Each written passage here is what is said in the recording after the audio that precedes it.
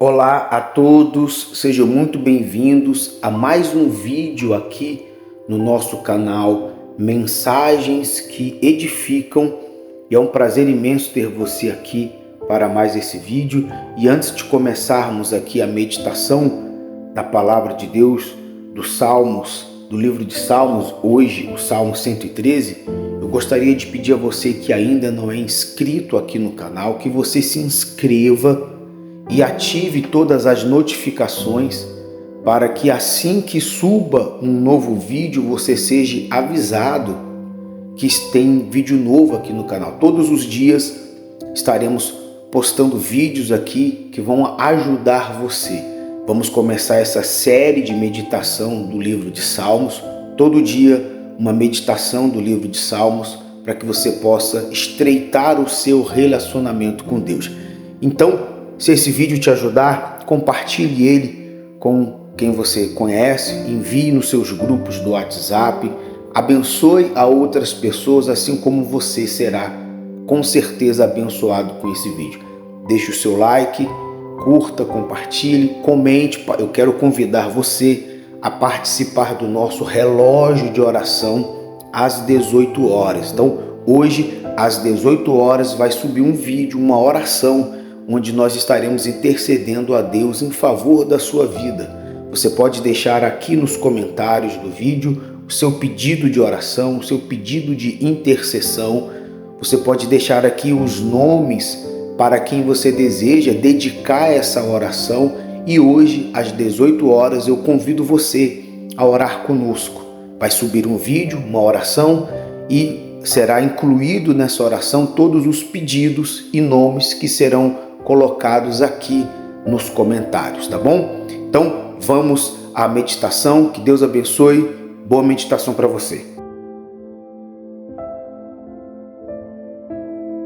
Salmo 113, um salmo muito especial, né? Talvez um dos mais conhecidos, depois do Salmo 23 e 91. Eu não sei se vocês já tiveram alguma experiência com o livro de Salmos. Eu creio que a maioria dos cristãos já viveu algum momento assim muito marcante. Alguém que está vivendo um momento de dificuldade, de tribulação, de deserto, de necessidade, normalmente recorre ao livro de Salmos, como se ele fosse o coração da Bíblia, para sustentar nas horas difíceis, para inspirar orações. Eu fiquei pensando, quando soube que seria meditação de Salmos, é um livro que eu gosto muito, né? Eu nunca por mim mesmo teria uma atitude de iniciar uma meditação, pensando em 150 capítulos. Eu nunca tive essa pretensão, né? Mas como é uma continuidade, quer dizer, é um caminho um pouco menos longo. Não sei como vai ser o 119, com 176 capítulos, versículos, não sei. Mas vamos deixar uma luta para cada dia, né? Vou nem pensar agora. Mas eu fiquei imaginando, né, quais foram já, ao longo desses anos de convertida, as experiências que eu tive com o livro, o quanto esse livro me ajudou. E eu comecei a me lembrar de muitas. Porque quantas vezes nós não sabíamos como orar, quantas e quantas vezes nós não sabíamos o que falar, e nós fomos no livro de Salmos e ele nos inspirou, ou seja, um livro que é composto de orações, de cânticos, né? Porque é a base, a estrutura de Salmos é isso. Nós normalmente não teríamos essa coragem de escrever as nossas orações para deixar registrado, ou de repente o nosso louvor para Deus em forma de um texto, né? Mas os autores aqui foram inspirados, inclusive tão inspirados que muitos salmos são messiânicos, salmos que tratam da chegada do Messias, como ele seria, né? Para entender o papel, a estrutura do entendimento de Messias para Israel, nós recorremos muitas vezes ao Salmo 22, ao 69, né? O Salmo 1, o Salmo 2, nós temos muitos trechos dos Salmos que tratam do Messias, que é Jesus. E também nós temos a citação do livro de Salmos, a importância do livro de Salmos reconhecida no Novo Testamento, porque são mais de 400 vezes que ele é mencionado. O próprio Senhor Jesus citou os Salmos muitas vezes. Em Mateus é onde mais tem as citações. Você vai ver no sermão, só no Sermão da Montanha nós temos 3 ou 4. Tem Mateus 5, acho que tem 2, Mateus 6 tem outra, Mateus 7, se eu não me engano 27 também tem. Então o Senhor Jesus citou muitos salmos. Esse salmo aqui, o 113, é muito especial porque era um salmo que iniciava normalmente o jantar de Páscoa. Aquela refeição que era comida na Páscoa, a cerimônia era aberta cantando esses salmos. Esse salmo, quando Jesus, você vai ver lá em João, quando Jesus cantou um hino, lembra que fala, ele cantou um hino? Ele cantou esse salmo, imagina isso, né? Que era o Salmo 113 e o 114, e depois terminava com o 115 e o 116. Imagina isso, né? Ele é marcante porque ele vai falar da nossa condição.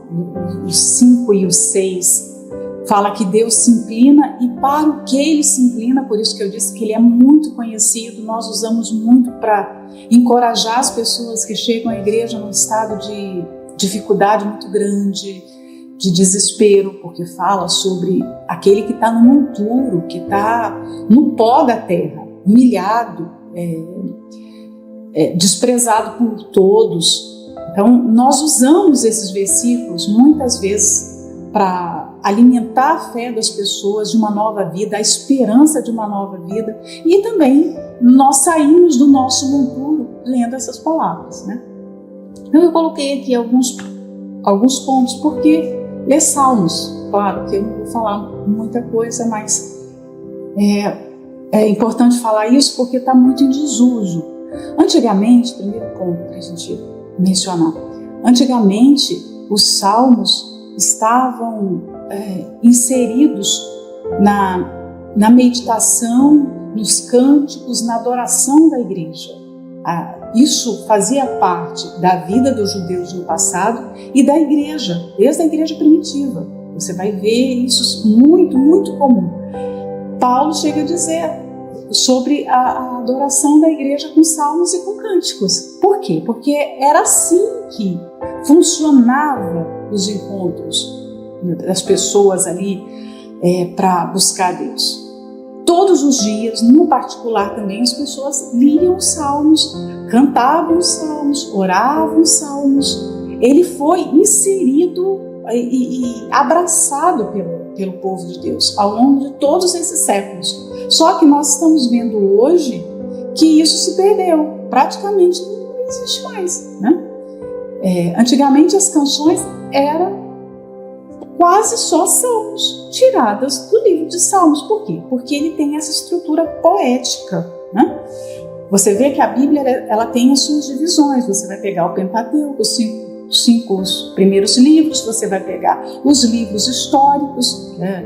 O livro de Juízes, Samuel, Ruth. Depois você vai vir com os livros poéticos, você tem Jó, você tem Salmos, Provérbios, você tem Eclesiastes, Cantares, são 5 os livros. Depois você vai vir com os livros proféticos, que tem os profetas maiores, os profetas menores, né? Então, nós temos a sua estrutura, a divisão do Novo Testamento também, tem os evangelhos, tem as cartas e tem o Apocalipse.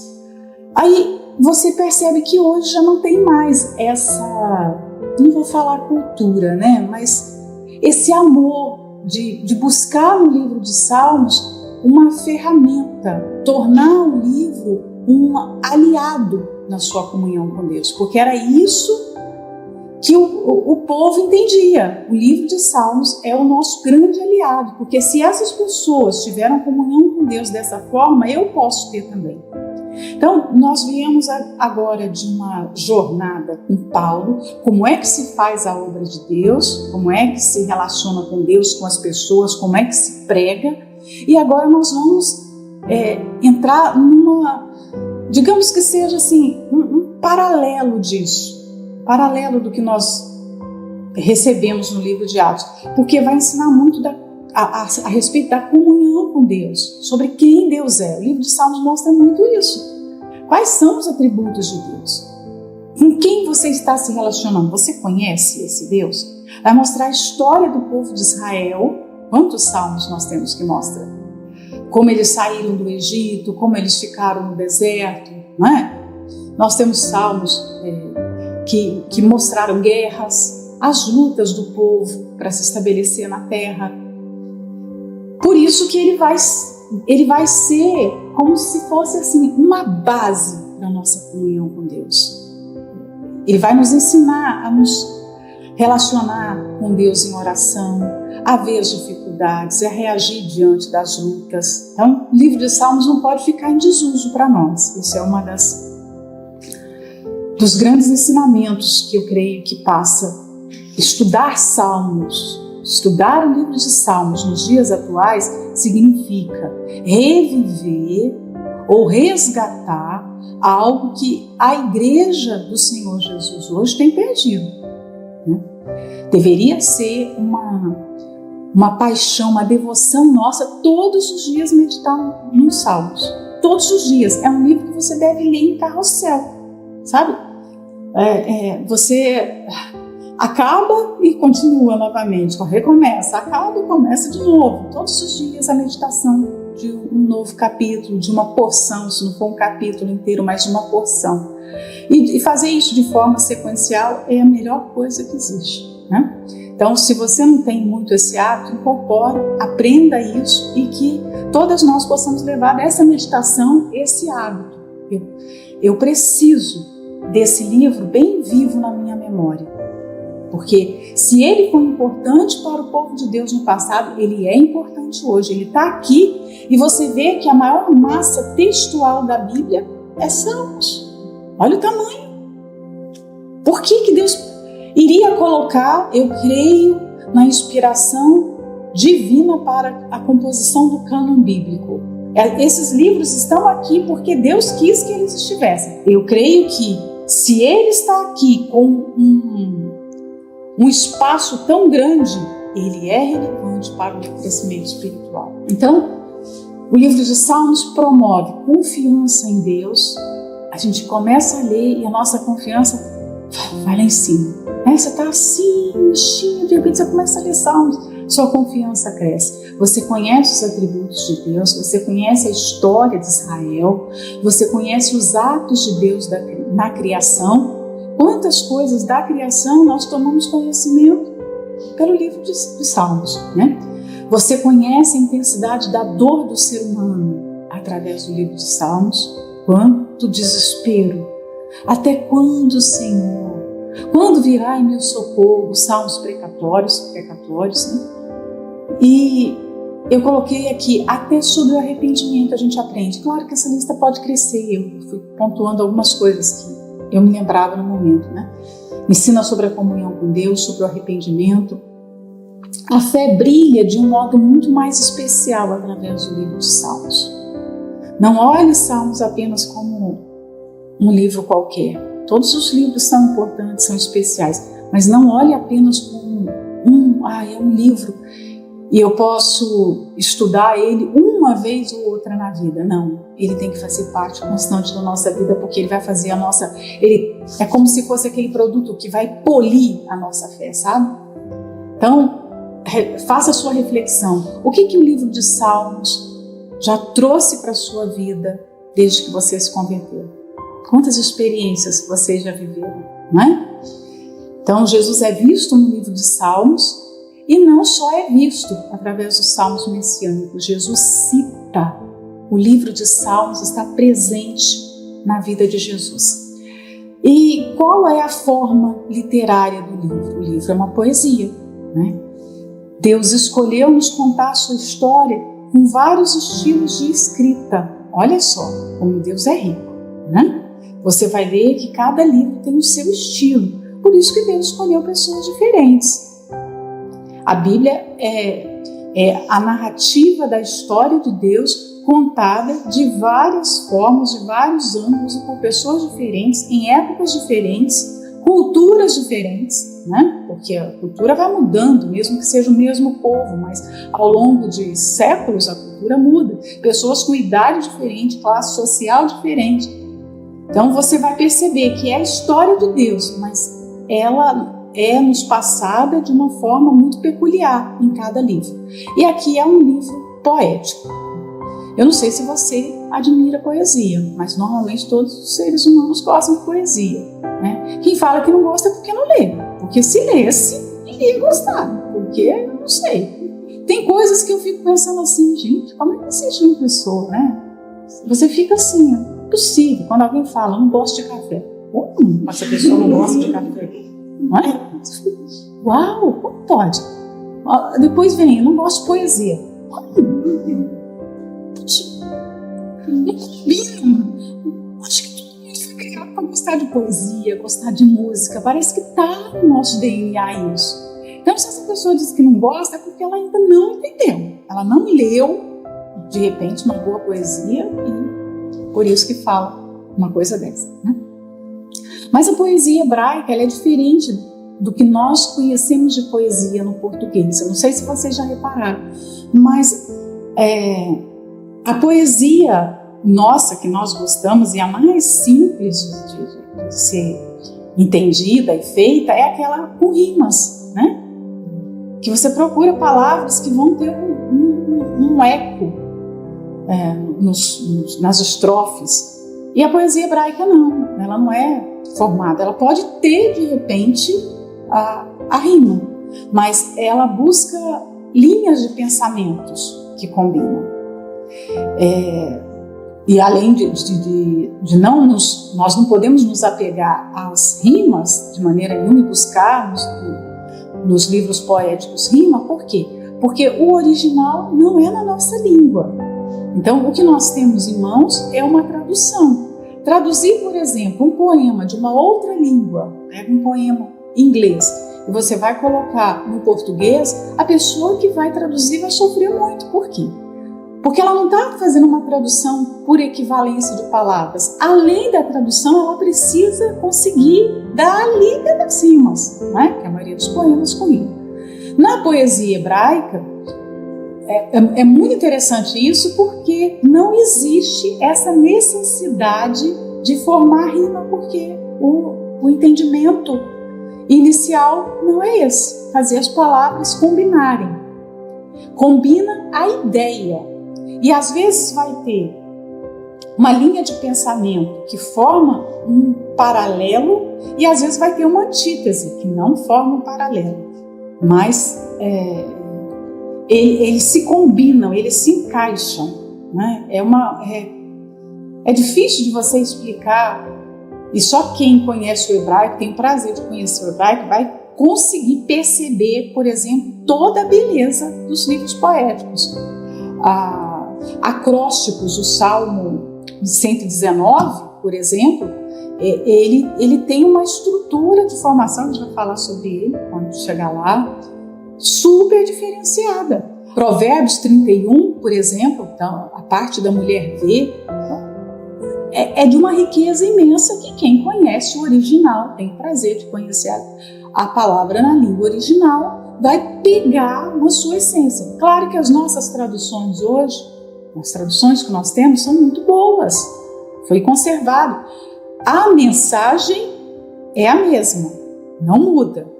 Só que a beleza, porque aqui eu estou falando, a poesia, ela não tem só a mensagem. Vocês conseguem compreender que a poesia, além da mensagem, ela tem o quê?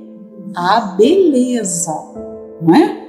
Então, na tradução pode-se perder talvez um pouquinho dessa beleza, porque é difícil para o tradutor conservar tudo aquilo. Às vezes, na língua que o texto está sendo traduzido, não existe uma palavra que se equivale, porque em quantas línguas tem palavras que são próprias só daquela língua, no outro idioma já não tem mais aquela palavra, né? Então, a poesia hebraica tem isso, ela não se resume só à rima, né? E vamos então ao Salmo 113, lembrando que ele era cantado nas festas, principalmente na Páscoa, né? Louvai ao Senhor, louvai servos do Senhor, louvai o nome do Senhor. Você vê a palavra louvai aqui 3 vezes, e olha que é num espaço muito curto de texto. Então isso aqui é uma ordem imperativa, é reiterada várias vezes, porque é algo muito importante, né?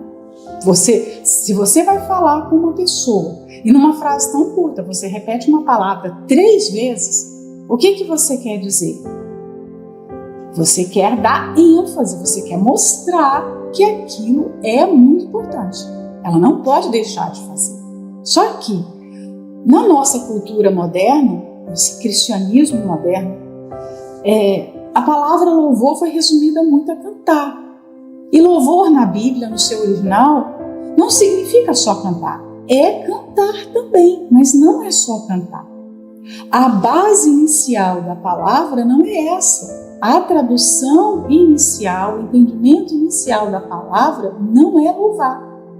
Louvar entende-se como falar bem de Deus, engrandecer o seu nome com palavras, com serviço, com orações, com canções. Louvar engloba tudo que se faz a favor ou em honra, em homenagem a Deus.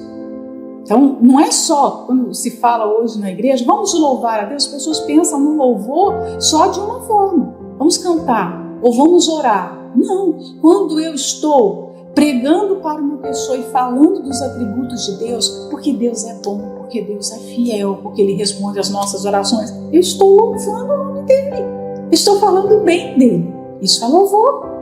Então, você pode louvar a Deus através do seu serviço, você pode louvar a Deus através de uma evangelização, você pode louvar a Deus cantando, você pode louvar levantando as mãos, você pode louvar dobrando os seus joelhos, porque até a parte corporal louva a Deus.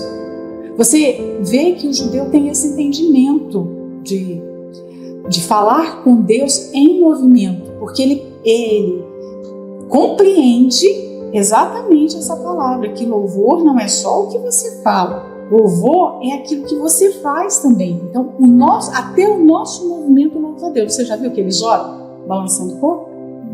Ali é uma forma deles colocarem o corpo em louvor a Deus. Olha isso, né? Com o desencontro de conceitos hoje, de entendimento das palavras, nós precisamos trazer novamente o significado, fazer um resgate do significado, de expressões, de palavras, de certas mensagens, porque com o tempo elas foram se esvaziando de sentido, né? E as pessoas passaram a entender certas coisas sob essa ótica moderna. Então, nós todos os dias precisamos louvar, todo momento precisamos louvar. E aqui o louvor é imperativo para um grupo de pessoas. Qual? Os servos. Então, louvai ao Senhor, ponto. Louvai, servos do Senhor. Então, Deus deveria ser adorado, enaltecido por todos os povos, por todas as pessoas de todas as idades, culturas e classes. Mas Ele não espera muito dos incrédulos. Porém, dos seus servos, daqueles que o conhecem ou que dizem que o conhecem, Ele espera, não é? Porque são servos. Aqui mostra que tem uma classe de pessoas que precisa ter essa dedicação ao nome de Deus. Porque fala aqui, o louvor ao nome dele. O nome representa o caráter, representa quem Deus é. Todas as vezes que você vê falar do nome do Senhor, o nome de Jesus, porque Deus deu um nome a Jesus, porque um nome resume tudo que a pessoa é. Por isso que Moisés, quando recebeu a missão de voltar ao Egito para libertar o povo, você vê que a pergunta que ele faz: quem é o Senhor? Qual é o seu nome? porque eu preciso chegar para o faraó e dizer qual foi o Deus que me mandou aqui, não é? E vem aquela expressão tão conhecida na Bíblia, eu sou o que sou, ou pode ser também eu serei o que serei, porque como Deus vai, como ele vai caber dentro de um único nome, de uma única expressão. Naquele tempo era impossível, mas ele se fez revelar, ele tem esse nome hoje e é conhecido esse nome, e ele exalta esse nome, que é o nome de Jesus. Então Deus quis ser conhecido através do nome de Jesus. Se antigamente havia essa dificuldade, você vê que o judeu tem até hoje muitos nomes para Deus. Você vai ver que mais de 70 nomes são usados para se referir a Deus, que não são nomes, são títulos, né? São títulos. Nós falamos nomes, mas são títulos que eles dão. Por exemplo, o Altíssimo. Altíssimo é o nome de Deus? Não. Altíssimo é o quê? Um título. É alguém que está mais alto, entronizado mais alto que os anjos, que os querubins, do que tudo, que todos, né? O Todo-Poderoso é um nome? Nós chamamos. O Deus Todo-Poderoso é o nome dele? Não, é um título também, de alguém que tem todo o poder. O Eterno, né? E assim, o Elohim e muitos outros são títulos, mas que são colocados no lugar do nome. Por quê?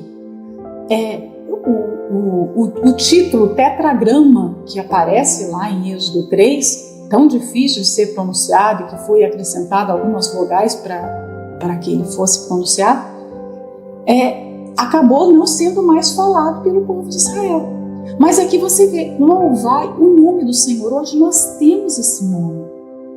Enquanto muitas pessoas no mundo, uns com dificuldade como o judeu, porque tem toda essa restrição ao nome, mas outros que não conhecem esse nome. Nós, diferente de todos esses povos, nós conhecemos o nome. Esse nome é como um beijo de amor na nossa boca. Mas nós não podemos falar o nome de Jesus ou louvar o nome de Jesus como se fosse qualquer coisa, né? É outro entendimento que nós precisamos ter também. Quando fala não tomar o nome de Deus em vão, significa isso, né? Você respeitar esse nome com as suas atitudes e com a sua consciência de quem é essa pessoa que você fala o nome. Imagina, se nós temos alguém muito importante no mundo, nós tomamos cuidado para falar o nome dessa pessoa. Nós não falamos de qualquer maneira. Então, santificar o nome de Jesus, louvar o nome de Jesus, está muito além de ter respeito só, de não falar à toa, como um vício de linguagem, mas em usar o nome dele corretamente quando você for pregar. Por exemplo, imagina o pastor. O pastor sobe no altar, ele está usando o nome de Jesus para pregar, para libertar pessoas. Como é que se usa esse nome? Porque eu tenho que ter todo o temor, todo o respeito, porque eu não posso usar de qualquer maneira. O nome dele é o nome mais extraordinário que existe, né? Então, nós precisamos louvar, nós precisamos entender o que é o nome, qual é o nosso dever perante esse nome, não é só quais são os nossos privilégios diante do nome, qual é a nossa responsabilidade diante desse nome. E quando nós nos colocamos nesse estado de louvor, nessa condição contínua de louvor, nós estamos consagrando a nossa vida, porque o servo é essa pessoa que consagra a sua vida ao seu Senhor. Lembra daquele costume do passado, que quando o Senhor morria, o servo muitas vezes era enterrado até junto do seu Senhor? Por quê? Porque para ele a sua vida tinha perdido o seu significado, não? Então viver para quê? Eu vivia para este Senhor. Agora esse Senhor morreu. Ele era o meu Senhor, o meu dono. Não tem mais razão para existir. Então minha vida acaba aqui, né? Lembra que Paulo falou que com Jesus nós somos também sepultados. e renascemos para uma nova vida, ressuscitamos com Ele para uma nova vida. Então, em Jesus, todos nós morremos, somos esse servo que, olha, Jesus morreu, então eu morro junto. Em Jesus eu morro também. E eu agora vou passar a viver essa vida que Ele tem para mim. Então, é uma vida vivida com propósito de verdade. Você não vai encontrar satisfação em mais nada, em mais ninguém, a não ser em viver para Ele. Então, o louvor consagra a nossa vida também.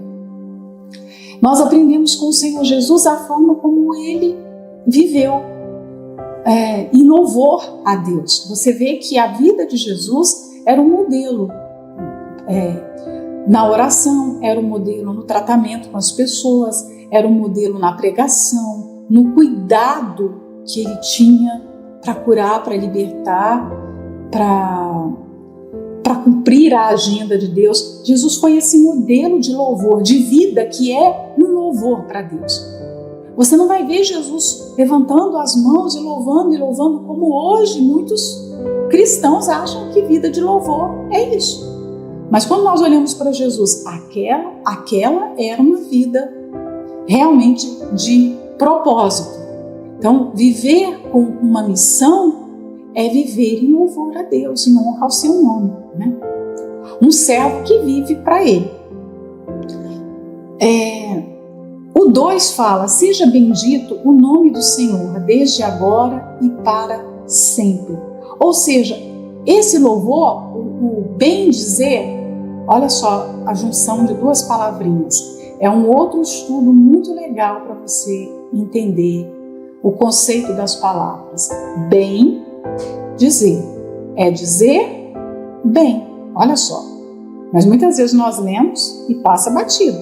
Então, eu preciso incorporar isso na minha vida. Falar bem do meu Senhor.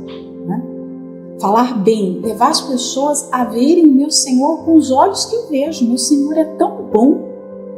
Por que tantas pessoas o veem como mal? Por que tantas pessoas o tratam com indiferença? Então, quando eu falo bem do meu Senhor, eu estou derramando o amor, o respeito que eu tenho por Ele sobre outras pessoas. Então, olha aqui também essa ordem. O bem dizer e o louvor vai culminar na mesma coisa. Mas fala aqui, desde agora e para sempre. Ou seja, a nossa vida deve começar com louvor e terminar com louvor. Eu tenho a ordem de louvar e bendizer, mas quando? Olha aqui, nós temos a explicação. Quando é que nós temos que louvar? Quando nós estamos em oração? Quando nós estamos na igreja? Todos os dias, em todos os momentos da vida. Abrir os olhos, engrandeça o nome do Senhor, louva o nome do Senhor. Está cozinhando, está limpando a casa, está trabalhando em qualquer coisa, se lembra do nome dele. Isso só pode vir de um coração grato. Eu vou falar por mim. O livro de Salmos traz essa reverência, porque em nenhum outro livro nós vamos ver textos que expressam tanto a forma como nós devemos nos comportar diante de Deus, como o livro de Salmos. E aí você percebe que nós falhamos muito nesse quesito. Será que hoje, por exemplo, você conseguiu louvar a Deus pelo sol, olhar para o dia e pensar: poxa, que dia maravilhoso, poxa, eu acordei. Quantas pessoas não conseguem hoje, nessa segunda-feira, ter o raciocínio correto? Da sua mente foi roubada a capacidade de ter pensamentos coerentes, de aprender, de ensinar. Olha só, eu acordei, eu consigo pensar. Você sabe o que é isso? Com tantas pessoas com doenças de Alzheimer, com doenças mentais graves, tantas pessoas com demência, nós conseguimos pensar. Eu estou aqui conseguindo falar, ler e falar com vocês. Vocês estão conseguindo ouvir, expandir essa mensagem, essa palavra dentro de você. Olha que coisa mais maravilhosa isso. Isso não é motivo de louvor? Num determinado dia, eu quando me lembro da história de Nabucodonosor, Porque saúde mental tá explícito aqui na Bíblia, do começo ao fim. Você percebe em vários textos, por exemplo, Nabucodonosor era rei da Babilônia, o império mais poderoso da terra. E um dia ele acordou e foi viver com os animais, perdeu toda a sua clareza, o seu raciocínio mental, a sua lucidez. Um rei. Se nós hoje perdêssemos o nosso raciocínio, já seria devastador. Imagina, um rei de um império. E ele foi viver com os animais.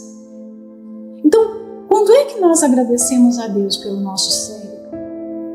Pela nossa capacidade de falar, pela nossa capacidade de enxergar, pelos rins que filtram, o coração que bate. Quantas pessoas entraram ontem, hoje, essa semana, numa fila de transplante renal, numa fila de transplante de coração?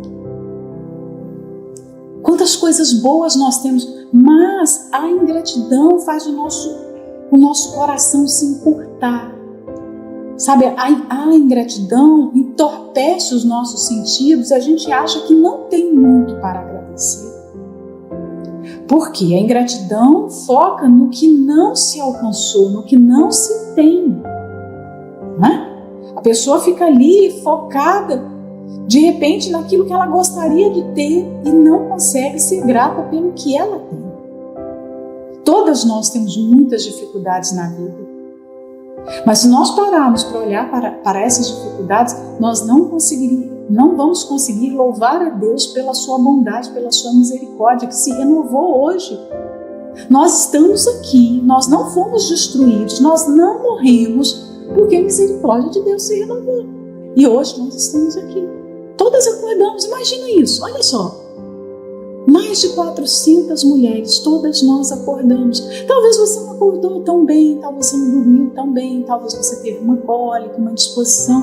Mas o que é isso? Perto de uma pessoa que está fazendo um tratamento de cancro, perto da pessoa que está numa hemodiálise, o que é isso? Mas talvez você reclama por causa de uma cólica. Mas outras pessoas estão ali querendo que a sua dor fosse substituída por uma cólica. Quem dera se o meu problema fosse uma cólica.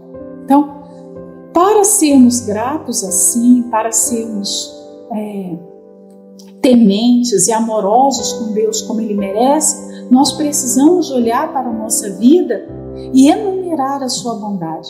Nós precisamos nos lembrar de tudo que Deus tem nos feito, e Ele tem feito muito. Todas nós temos muito para agradecer. Nós precisamos entender as vantagens que Ele tem nos proporcionado. Porque se não entendermos isso, nós não vamos conseguir, desde o nascer do sol até o poente, que é o que fala o versículo de abaixo, em todas as circunstâncias da vida, nós não vamos conseguir dar graças. Nós não vamos conseguir agradecer. Talvez uma doença que está debilitando, nós vamos achar que só tem aquilo de ruim na nossa vida, que a nossa vida se resume naquilo que é ruim. Mas e as outras coisas boas? Ninguém tem só dor. Ninguém tem só dor. Porque Deus não é injusto. Todos têm alegrias. Né? E nós precisamos focar nessas alegrias. E sermos gratos também até nas lutas, nas dores, porque elas cooperam para o bem. Né? Como machuca falar na oração, meu Deus, muito obrigado por isso. Um problema, por exemplo. É difícil você agradecer por um problema, por algo que machuca no momento. É muito difícil. É quase como que orar pelo inimigo, não é? Mas é um exercício que nos ajuda a entender a gratidão e a reagirmos com gratidão. O 3 fala, desde o nascente do sol até o ocaso, seja louvado o nome do Senhor. A luz do sol passa por toda a terra ao longo do dia. Ela passa em momentos diferentes, por quê? Porque a Terra está girando, não é? A Terra faz 2 movimentos. Ela gira em torno do seu próprio eixo, isso chama rotação, e ela gira em torno do Sol. O Sol é muito grande, porque a Terra leva 1 ano para conseguir dar a volta em torno do Sol. Olha o tamanho do Sol, né? E pensar que aquela outra galáxia lá, esqueci o nome dela agora, ela tem quase 100 bilhões de sóis, né? na nossa galáxia, que já é muito para a gente nem consegue explorar, né? O Sol é grande demais. O pequeno planeta Terra leva um ano para dar uma voltinha em torno dele. Então, enquanto a Terra faz esse movimento em torno de si mesma, ela está se expondo à luz do Sol. Então, o Sol passa do Oriente ao Ocidente, do Ocidente ao Oriente, ele está ali o tempo todo banhando a Terra, né? Então, enquanto o Sol está ali irradiando a sua luz sobre a Terra, o homem e todos os povos do Oriente ao Ocidente, do Ocidente ao Oriente, todos os povos devem louvar o nome do Senhor, porque é o que está vindo lá. O segundo versículo é sobre o louvor. Então, quem deve louvar, como deve louvar, né? Em que circunstâncias devem louvar, você vê que está tudo se explicando aqui. Então, do começo do dia até o fim do dia, nós podemos entender isso aqui também, né? Por isso que quando nós ensinamos o povo, quando nós temos essa prática na nossa vida, né, nos impormos essa disciplina, acordou falar com Deus. Porque é o seu primeiro ato. É Ele que merece ser reconhecido, mais ninguém. Você pensa que é a mensagem do WhatsApp? Você acha que é responder alguém no WhatsApp? Não. Nós não temos essa responsabilidade de colocar ninguém no primeiro lugar. O primeiro lugar é de Deus, é falar com Ele. É uma disciplina para o resto das nossas vidas, né? Então, do começo ao fim do dia. O 4. Exaltado está o Senhor acima de todas as nações, e a sua glória sobre os céus. Então, olha a estrutura desse salmo. Você vê os 3 primeiros versículos mostrando o que é que nós temos que fazer. Agora, por que é que nós temos que fazer? Por quê? O 4 vem falando, porque olha quem é Deus. Ele é exaltado sobre todas as nações. Nós temos grandes nações no mundo, não é? Já existiram vários impérios no mundo. Hoje nós não temos grandes impérios como antigamente, que dominavam sobre as terras, os mundos conhecidos, mas hoje nós temos grandes nações. Por exemplo, os Estados Unidos é uma grande nação, nós temos o bloco europeu, que se junta um conglomerado de grandes nações, nós temos a China, que é uma grande nação. Mas aqui o salmista, inspirado pelo Espírito Santo, está mostrando que Deus está acima de todas as nações. Eu gosto muito de Isaías, quando ele vai falar sobre as nações, ele começa dizendo que o que são as nações? Elas são como uma gota d'água. Uma gota d'água é nada. Mas aí ele continua. As nações são como o pó da terra. O que é um pó, gente? Para. Nós precisamos de uma lupa para enxergar um pó. Mas você acha que parou por aí? Não. Depois o que ele fala? Que as nações são nada diante de Deus. Então, aqui é a mesma estrutura. Está mostrando o contraste. Quem é Deus? Porque nós consideramos como grande, muitas vezes, essas nações. Mas Deus é muito maior do que todas essas nações juntas, né? Então, Ele está exaltado, Ele é Senhor. Ele é Senhor, Ele é soberano sobre todas as nações. E a sua glória está nos céus. Então, o 5 continua explicando por que é que nós temos que louvar, adorar, servir. Quem é como o Senhor nosso Deus que habita nas alturas? Nós precisamos nos lembrar todos os dias. Nós precisamos ser relembradas quem é Deus e quem nós somos. Quem é o Senhor que nós servimos? Quem é o Senhor que nos alimenta todos os dias? Que nos dá o oxigênio para respirar? Quem é esse Deus? Então aqui o salmista vem e coloca. Quem é como o Senhor? Vocês têm alguém para comparar com Deus? Será que tem alguém? Vocês sabem onde Deus habita? Porque todas as pessoas na terra têm um endereço, têm um local que ela habita, né? Todas as pessoas voltam para algum lugar. Elas saem durante o dia, vão trabalhar, vão cuidar da sua lida, mas elas vão voltar para um local. Ali é o seu endereço. E normalmente o nosso endereço, nós nos resumimos aquilo ali. Olha quem nós somos. Nós somos só aquilo ali, não é? Mas e Deus? Onde Ele habita? Você consegue? Peraí, eu vou visitar Deus. Eu vou lá na casa do Senhor agora. Vou bater na porta do Senhor. Onde Ele habita? Olha quem Ele é. Olha a grandiosidade de Deus. Então, Ele está nos relembrando e nos empurrando a ver a grandeza de Deus. E agora vem a parte mais conhecida desse versículo, né? Deus habita nas alturas. Olha o seu endereço. Olha quem Deus é. Mas aí vem o 6, que é extraordinário. O qual se inclina para ver o que está nos céus e na terra. Se Deus é o Todo-Poderoso, se Ele está acima de todas as nações, de todos os povos, Ele tem todo o poder, se Ele é o Altíssimo, Ele não é inalcançável. Ele se humilha, Ele se rebaixa, porque é isso que está aqui explícito nesse versículo. Mesmo Ele morando acima, como diz a canção, de todas as estrelas, acima desse céu que a gente não consegue dar conta, né? O céu que Paulo visitou, o terceiro céu onde Deus habita, que é, né? Como é que a gente vai chegar lá? Por nós mesmos, nós temos condições de chegar onde Deus está? Não.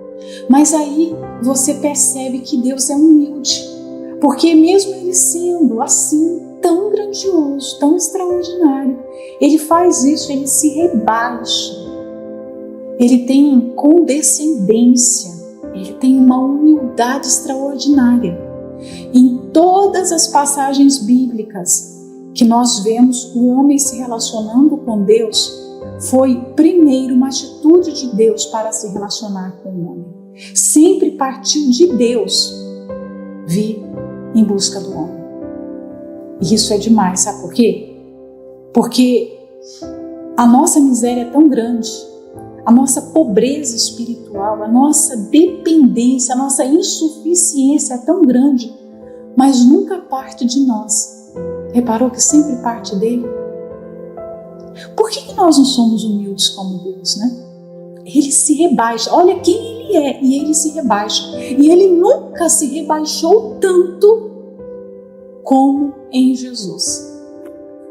E eu costumo dizer que nós nunca vamos entender o que é de fato a encarnação de Jesus, porque nós não entendemos quem realmente Ele é, a glória que Ele tinha, para perceber o que é viver nesse mundo cheio de pecado, o que é vestir carne e osso e ficar no meio de pecadores. Nós nunca vamos entender o que é isso, porque nós nunca estivemos onde Ele esteve, né? A gente vai falar, pensar, meditar, mas isso vai ser muito ainda superficial, né? Mas Deus, como ser todo-poderoso, não é inalcançável, e não é porque Ele vem ao nosso encontro. Ele vem até nós. Ele dá o primeiro passo. Ele poderia não ser achado. Se Deus falasse assim, eu não quero ser incomodado por ninguém, ninguém jamais conseguiria encontrá-lo. Jamais. Ele é encontrado porque Ele se inclina, Ele se abaixa para olhar. Então nós temos a garantia de justiça, a garantia de resposta, porque Deus olha tudo que se passa na terra. Não tem nada aqui que passa despercebido. Não tem nada que Ele não veja. E eu gosto de pensar que enquanto Deus habita nesse alto e sublime lugar, enquanto Ele tem esse trono grandioso, né, Ele tem um olhar especial para os homens. E quando eu olho para cima, o meu olhar se encontra com o olhar dele. É por isso que nós somos feitos para olhar para o alto. Você vê que o ser humano gosta de olhar para o céu? Está em nós, está na nossa composição. Há uma inclinação em nós de olhar para o alto, não é? Por quê? Porque se Deus olha do alto para nós e nós aqui de baixo olhamos para o alto, o nosso olhar vai se cruzar. E vai ser olhos nos olhos, imagina, com Deus Todo-Poderoso. Então, os poderosos desse mundo, as pessoas importantes desse mundo, normalmente elas vivem reclusas, elas não são encontradas por todos, né? Nós vamos passar toda a vida e não vamos conhecer pessoas ilustres que são muito famosas na internet, são famosas através da literatura. Por quê? Porque elas não querem ser encontradas, elas não querem ser incomodadas. É assim, elas estão ali no mundo delas e elas determinam quem vai ter acesso. Não é o desejo da outra pessoa de encontrar, é quem ela quer encontrar. E Deus, que é o Todo-Poderoso, Ele dá esse acesso para todas as pessoas através da fé. Imagina isso, né? E Ele não só dá o acesso, como Ele se rebaixa, Ele se humilha e vai chegar perto dela, para que ela o veja. Nesse olhar de Deus é a grande chance. Não sei se vocês já viveram essa experiência de estar no meio de muitas pessoas e de repente você olha para uma pessoa e o olhar cruza na mesma. Ela olha para você e você olha para ela na mesma hora. Não é interessante? Tem muita gente, é igual na igreja, às vezes nós estamos na reunião, muita gente, de repente você olha para a pessoa está olhando para você naquela hora. É isso. Deus é essa pessoa maravilhosa que quando nós olharmos para o céu, nós vamos dar no olhar dele. Nós vamos olhar. Você vai encontrar o seu olhar, vai encontrar com o olhar dele. A qualquer momento ele vai estar olhando para você. Já pensou? Ele vai estar olhando. E aí, nós vamos ver no 7 o porquê que ele olha. Né? Ele olha porque ele quer abençoar, socorrer, livrar. Deus sabe o quanto a vida é difícil nesse mundo. Ele sabe quanto são grandes as nossas dores, os nossos fardos. Então, quando ele olha para levantar. Olha só o 7. Ele, Deus, levanta o pobre do pó e do monturo levanta o necessitado. Então, o levanta aqui. Ele olha porque ele tem um olhar de tirar a pessoa da condição que ela está. O mundo rejeita a pobreza, o mundo rejeita aqueles que estão em condição de miséria, de dor, de sofrimento, de humilhação. O mundo não valoriza o preso, por exemplo, o mundo não valoriza o morador de rua, não é? A sociedade valoriza quem? Quem tem alguma coisa para oferecer. Quem não tem, você vê que quantas vezes nós percebemos em certos governos um descaso completo com pessoas que estão reformadas, com os órfãos, os idosos, muitas vezes que são desamparados, tem que humilhar, tem que implorar por uma consulta, por uma vaga num lar de idosos. Por quê? Porque o governo muitas vezes vai priorizar os empresários, aqueles que trazem lucros, que vão trazer dividendos do país. O olhar está voltado para essa classe. Mas, em contrapartida, nós temos o Deus Todo-Poderoso que tem um olhar direcionado exclusivamente para essas pessoas que são rejeitadas. O pobre é rejeitado. Eu sou de uma família pobre. Eu vim de um lar. Todos nós estudamos em colégio público, nunca estudei em escola particular, nunca tive regalias de fazer um curso fora do currículo escolar. Roupa a gente tinha nas datas especiais, não era roupa todo o ano inteiro. Algumas pessoas compram roupa hoje, qualquer data do ano. A gente tinha roupa no aniversário, roupa nova no aniversário e no Natal. Pronto, acabou. É isso aí, vai ter que ficar satisfeito o ano inteiro, que é isso. Então, normalmente, quando você nasce em uma família muito simples, de pouca condição, normalmente você pensa que você vai viver sempre naquela situação. Não é esse o pensamento das pessoas? De repente nascem no sertão, nascem no interior de um lugar porque o interior já é um lugar de poucas condições, de poucas possibilidades. Mas tem gente que é do interior, né? Digamos assim. Faz parte de um grupo que é completamente rejeitado. Como você vai sair daquela cidade? Como você vai conseguir fazer alguma coisa ou ter alguma relevância? Pois essas pessoas não fazem ideia que Deus tem um olhar direcionado para tirá-las dali, daquela condição, para colocá-las numa condição diferente.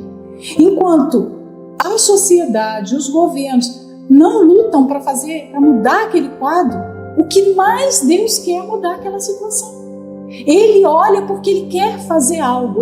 Deus não é aquela pessoa que vê a necessidade e que simplesmente observa a necessidade e não faz nada com respeito à necessidade. Ele olha e, vendo a fé, Ele vai tirar a pessoa daquela condição de pobreza, né? O ser humano nasce dentro de muitos cativeiros. O cativeiro da ignorância, o cativeiro da pobreza, o cativeiro da doença, da humilhação, da dor, da orfandade, né? Quantos nascem e não conhecem os seus pais, quantos são rejeitados, o cativeiro de uma família disfuncional, o cativeiro de uma família cheia de vícios, mas Deus quer tirar essa pessoa desse cativeiro. Ele se abaixa porque Ele não quer que o ser humano viva no cativeiro. Então, se tem um texto encorajador para ser pregado aos aflitos, é esse texto, não é? Olha, você está nessa condição de miséria, de escassez, você não tem comida, você não tem emprego, você está doente, não tem ninguém por si, mas você tem Deus, e tendo Deus você tem tudo. Ele quer te levantar.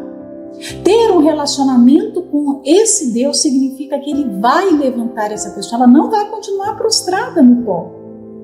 Ela não vai continuar naquela miséria, naquela pobreza. Porque é impossível você se relacionar com Deus e continuar do mesmo jeito. Ele vai tirá-la daquela condição. Não significa dizer que todas as pessoas vão ser ricas ou milionárias. Não é isso que está falando o texto aqui. Eu não posso pegar esse texto e falar que uma vez buscando a Deus, você vai se voltar para Deus agora e Deus vai fazer que você seja um milionário. Não. Pode ser que alguém se torne milionário, mas o texto não está prometendo isso. Não é isso que está falando aqui. Mas que Ele vai tirar aquela pessoa da condição de vergonha, de dor, de sofrimento, Ele vai quebrar as algemas, os grilhões, né? Porque os pobres são os maiores alvos da compaixão de Deus. E aí ele fala do monturo aqui. O que era o monturo? Todo mundo sabe, né? Era o lixão da cidade. Jó, quando caiu naquela situação de doença, de perda, ele foi se coçar com um caco de telha no monturo da cidade. Normalmente os lugares onde o lixo era depositado eram fora da cidade, fora dos muros da cidade, e eles colocavam fogo naquele lixo. Então ali era um local que tinha o calor. As pessoas imaginam, no inverno, à noite, pessoas desabrigadas. Quem vivia no monturo não tinha casa, não tinha família mais, não tinha ninguém, né? Hoje, quando nós vemos em países pobres os lixões, você vai ver crianças que estão ali buscando restos de comida, porque as pessoas jogavam o lixo ali e quem não tinha comida ia revirar o lixo para buscar alguma sobra, alguma comida. E à noite, aquelas cinzas ali, imagina, algo que está sendo queimado o tempo todo, a pessoa fica coberta de cinzas, né? Ela fica contaminada, o cabelo cheirando a fumaça, as cinzas, e ela se aquece ali com aquele fogo. Então Deus promete tirar as pessoas desse monturo, do meio da cinza. É a pior situação de pobreza, porque você vê na primeira descrição o pobre, mas o monturo é a pior situação de pobreza. Não tem nada mais baixo do que estar no lixão da cidade. Mas há esperança até para quem está no monturo, né? E o que ele faz? O 8. Para o fazer assentar com os príncipes, mesmo com os príncipes do seu povo. Olha a elevação à moda de Deus, é a elevação à moda do mundo, né? Quando Deus tira uma pessoa da condição de humilhação, Ele eleva para fazê-la se assentar entre os príncipes do seu povo. Quem são os príncipes aqui? Quem Deus considera príncipes? Vamos entender um pouquinho isso? No sentido espiritual eu estou falando. Não é que eu não posso entender esses príncipes aqui da pessoa ser honrada na sociedade. Ela pode ser honrada na sociedade, sim, fazer coisas importantes e ser reconhecida por esses préstimos, por esse serviço. Mas quem são os príncipes do povo? Algum palpite? Príncipes são aqueles que fazem a vontade de Deus, são os mais fiéis que servem a Deus. Deus tira essa pessoa da pior humilhação e vai colocá-la no lugar mais exaltado que existe. Imagina, hoje, olha onde nós estávamos, quem nós éramos, e Deus, através da sua misericórdia, da sua bondade, nos coloca assentados nas regiões celestiais. E quem está lá? Abraão, Isaac, Jacó, Moisés, os apóstolos. Esses são os príncipes de Deus. Ele tira a pessoa da humilhação, desprezada entre os piores do mundo, entre as pessoas que são as mais excluídas, e ele faz com que ela se assente nos lugares mais exaltados. O lugar mais exaltado para Deus não é os tronos desse mundo, não. O lugar mais exaltado é estar entre aqueles que Deus tem em consideração. Você acha, no grau de importância, aos olhos de Deus, quem são os mais importantes? Será que são os poderosos desse mundo ou são os seus servos? Então, esses são os príncipes. E espiritualmente falando, esses são os príncipes. Então, olha a promessa de Deus, né? Então, ele quer crescer a sua família. Os príncipes fazem parte da família de Deus. E quando ele tira uma pessoa do monturo, das cinzas, ele está crescendo a sua família, né? E o 9, o último versículo, faz com que a mulher estéril habite em casa e seja alegre mãe de filhos. Louvai ao Senhor. Um dos maiores terrores mesmo, naquela época, era uma mulher estéril. Ela era considerada maldita. Uma mulher maldita, uma mulher sem a bênção de Deus, uma mulher que vai ser considerada seca, sem frutos nesse mundo. Então, quando Deus fala que inspira o salmista a colocar o pior problema da época, que era a esterilidade, ele está mostrando que há jeito, que há solução até para o pior problema, porque Deus é esse Senhor maravilhoso que vai tirar a pessoa da sua humilhação, da sua dor. A pessoa que não tem esperança, imagina, a mulher estéril não tinha nenhuma esperança. Zero chance. Mas Deus vai lá e toma a mulher estéril. Inclusive, como ele gosta dos desafios, ele gosta de mostrar pra gente o seu poder, ele pega uma estéril de quase 100 anos e faz ela ter filho. Tipo assim, ó, não tem ovário mais, tem nada, tudo seco, né? Mas ele é esse Deus que tem todo o poder, que faz qualquer coisa, né? Então, é o que Jesus disse, há alguma coisa impossível para Deus? E como foi falado lá também em Gênesis, por acaso o anjo, né? Por acaso há alguma coisa difícil para Deus? Olha quem ele é, né? Então, Deus faz com que a mulher estéril, ela não seja só uma mãe de filhos. O que está aqui? Qual o adjetivo que está aqui? Que ela seja uma alegre mãe de filhos. Porque é possível você ser mãe e não ser uma mãe feliz. Porque os filhos normalmente dão desgostos. Podem dar desgostos, né? Mas isso aqui é um encorajamento para as mães que não têm filhos convertidos, para as mães que têm filhos desobedientes, teimosos, rebeldes.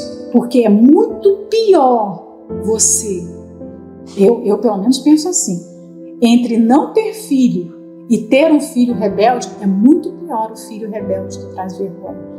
Mas há esperança para aquela que não tem filho e quer ter filho, e há esperança para aquela que tem um filho, mas que é perdido, né?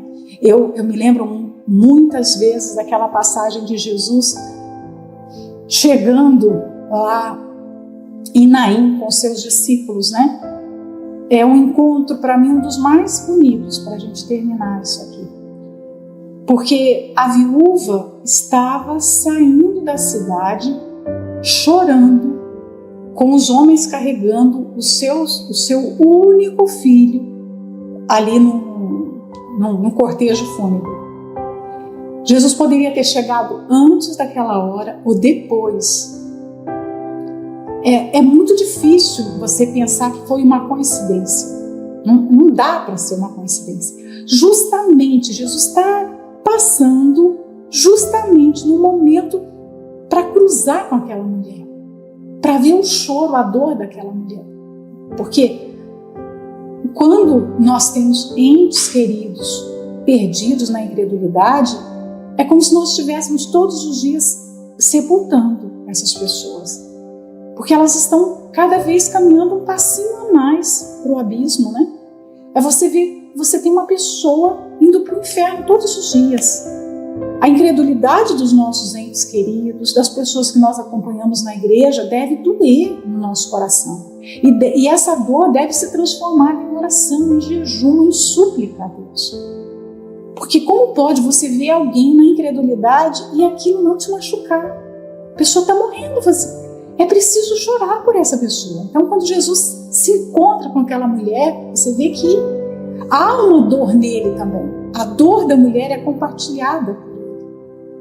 E ele vai e toca naquele rapaz. Ele toca no morto, ele levanta o morto. Então, Jesus se compadece de nós com os nossos mortos. Ele toca nos nossos mortos. Ele sabe quem nós temos carregado com dificuldade para o sepulcro todos os dias. Mas Ele está pronto a tocar nos nossos mortos. Ele sente a nossa dor, né? Então, aqui ele torna o útero estéril num útero fértil. Aquela pessoa vai ser frutífera, né? E ela não vai ser só frutífera. Ela vai ser uma pessoa muito feliz com os seus frutos, né? Então, Deus é um Deus de lar, um Deus de família. Ele sempre mostrou isso, para a gente nunca desistir dos nossos entes queridos, da nossa família. O Deus que altera o curso. Eu vou parar com isso, não continuar. Vou fechar. Ele é o Deus que altera o curso. Se a gente pudesse resumir esse salmo, né? O Salmo 113, é o Deus que interfere nos piores destinos, nas vidas mais desprezadas. Ele é esse Deus que se rebaixa, Ele se humilha. Ninguém se humilha tanto quanto Deus. Você não acha que Ele se rebaixa muito para se relacionar conosco? Quantas vezes Ele quis comunhão conosco, que nós viramos as costas? Ele se rebaixou, Ele se humilhou, né? Então, vou terminar aqui. Deus abençoe a todas.